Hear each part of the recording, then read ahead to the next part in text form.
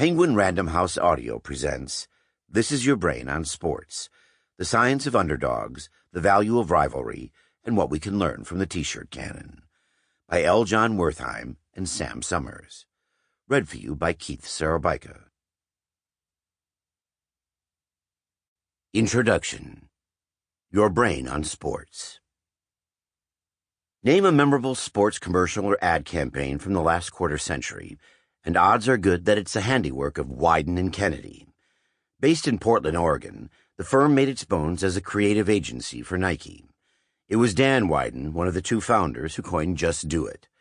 The agency conceived of everything from the campaign featuring Michael Jordan and his hyperactive fanboy, Mars Blackman, played, of course, by Spike Lee, to Tiger Woods' Hello World, to Charles Barkley's I Am Not a Role Model, to Bo Jackson's Bo Knows, to Lance Armstrong's Live Strong bracelets, to the ode to Title IX, If You Let Me Play. Wieden and Kennedy also counts ESPN among its clients. A few years ago, the agency came up with a gem of a campaign for the network. It's not crazy, it's sports. Featured among these spots, a fan who lost a sports bet and had to eat a bagel topped with a healthy sprinkling of his friend's chest hair. A schlub proposing marriage to his girlfriend, not on a Caribbean beach, as she had hoped, but on the Jumbotron of Detroit's Comerica Park. An army of Alabama football fans intoning Roll Tide while doing everything from making wedding toasts to issuing speeding tickets. And it wasn't just fans who were spoofed. Maybe the funniest of the commercials featured clips of college basketball coaches such as Mike Krzyzewski and Jim Boeheim, otherwise dignified men dressed in tailored suits and silk ties, contorting on the sidelines during games while disco music played. Another spot depicted the evolution of the touchdown dance. By 2015, the commercials had morphed into a cinematic effort too, as ESPN rolled out a series of documentary shorts directed by Oscar winner Errol Morris. A renowned chronicler of the human condition, Morris explained his interest in the project as follows. Sports, as we all know, touches on everything. The It's Not Crazy, It's Sports campaign connected with both of us immediately. One of us, John, works in sports media and has a passion for behavioral science. The other, Sam, is a behavioral scientist with a passion for sports. We instantly recognized what these ads and film shorts were trying to convey. In a dry press release that was wildly at odds with its typically edgy work, Wieden and Kennedy claimed the It's Not Crazy, It's Sports campaign celebrates what makes sports inspiring, entertaining, and dramatic. Translation, it highlights all the batshit craziness that courses through the sports ecosystem. We see examples of this lunacy all the time, right? Athletes lose all poise in the heat of competition and even during post-game interviews. They choke, betraying years of training, allowing their minds and bodies to desert them when the stakes are highest. They find the damnedest ways to rationalize cheating. They insist on feeling disrespected even when there's little or no indication that anyone is slighting them. Coaches routinely make decisions that don't maximize their chances of winning.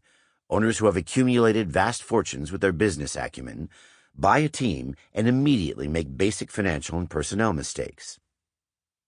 Some fans wear threadbare but lucky T-shirts when the Indiana Hoosiers play important games, convinced that failure to do so will inevitably trigger defeat. That would be John.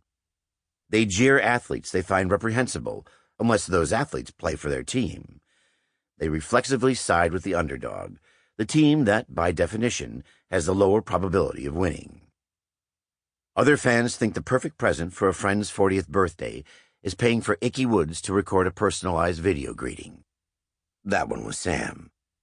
They hurl themselves over railings to catch a free T-shirt propelled by an air cannon, a T-shirt they wouldn't spend a dime to buy. They riot after their team wins. They root for the New York Jets. This behavior that on its face makes no sense, these acts that viewed objectively are absurd, we embrace them. They reinforce the organizing principles of sports. It is diversion, escapism, almost an altered state. In the universe of sports, the usual rules of behavior and social convention don't apply. Or do they? Because so often, the appearance of lunacy in sports isn't lunacy at all. As outlandish as sports conduct might seem, it is rooted in basic human psychology, neuroscience, and cognitive tendency. All that crazy we associate with sports, we're going to explain why it's not so crazy after all. And then we'll explore what lessons and principles of sports offer for better navigating our daily lives as managers, business owners, consumers, parents, and more. As Errol Morris said, sports touches on everything. In the chapters that follow, we'll show you what running on a treadmill teaches us about running a company, how rooting for lovable losers relates to IKEA's successful business model, what you have in common with Floyd Mayweather Jr., Brett Favre, and Serena Williams, and what you don't with Tom Brady, besides his paycheck, Super Bowl rings, famous hair, and equally famous spouse. Writing this book has been educational as well as entertaining. Chapter after chapter, we found that the quirkiness of sports taught us something deeper about who we are, what we care about, and the forces that shape our behavior. We hope reading it offers you a similar experience. We're confident that by the end, you'll come to see sports and human nature a little differently. How confident? We'll bet you a chest hair sandwich. Why the T-shirt canon has something to teach us about human nature. If sports fans were conferred military-style awards for valor, we would be inclined to nominate season ticket holders for the 2014-15 New York Knicks, in particular Dennis Doyle, for demonstrating heretofore unsurpassed levels of courage and fortitude. A 30-something recovering lawyer, Doyle left his job, withdrew $25,000 from his savings, and devoted the next year to attending every New York Knicks game. Not every home game, every game.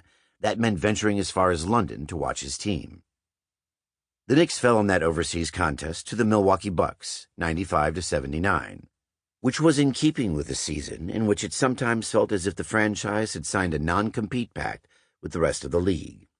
The Knicks weren't merely bad, they were putrid, wretched, miserable. So much so that they flirted with the 9-73 record of the 1972-73 Philadelphia 76ers, the benchmark for NBA futility. The Knicks limped to a 17-65 finish, worst in the conference. So much so that by mid-season, the New York roster was gutted of players such as J.R. Smith, Iman Shumpert, and Amare Stoudemire, all either traded or waived. So much so that the venerable New York Times mercifully released the writer assigned to the team and offered him a new beat mockingly titled, Not the Knicks. Doyle endured it all, the blowouts and the blown leads, the thousands of shots that clanged off the rim, the missed defensive switches, the failure to grasp the triangle offense. He dutifully watched every moment of every game, and he even kept a sense of humor, blogging about the experience at the oakmancometh.com. Sample post: asking a friend to a Knicks game at the Garden this season is a little like asking someone to a funeral. You shouldn't have to do it, but you can always count on the close ones to appear among the bereaved. But this chapter is not about Dennis Doyle. Rather, our focus is on yet another amazing occurrence that took place game after game at Madison Square Garden that season. Night in and night out, no matter how dismally the team was playing, at least once per contest, the fans stood and emitted full-throated yells and cheers as an unmistakable energy coursed through the arena. A spirited Knicks comeback? No. A flashy play by a fan favorite? Also no. This surge in vitality was triggered by something having absolutely nothing to do with basketball. The 7th Avenue squad was about to shoot T-shirts into the crowd. You don't need to have Dennis Doyle's attendance record to know that this has become a sports event ritual as sacrosanct as the 7th-inning stretch or the singing of the national anthem. A cohort of muscular and unnaturally peppy 20-somethings, their demeanor and high energy often totally at odds with the tenor of the game, emerge from the tunnel and, after making the obligatory "I can't hear you" hand gestures, start catapulting rolled-up shirts in the general direction of fans. Most of the squads are equipped with air cannons. Others go old school and use slingshots made of surgical tubing. The Philly fanatic, never one to be outdone, shoots off free hot dogs using a 4-foot pneumatic gun. Reliably, the crowd goes wild. Fans fall over themselves trying to snag a prize, as David Babusiak of St. John, Indiana, can attest. In 2007, Babusiak attended a White Sox game at Chicago's U.S. Cellular Field. Between innings, the Chevrolet Pride team fired a shirt into the section where Babusiak was sitting. He made his move for the shirt. So did a gaggle of his fellow fans. In the scrum, Babusiak later claimed, he was Sample complete. Ready to continue?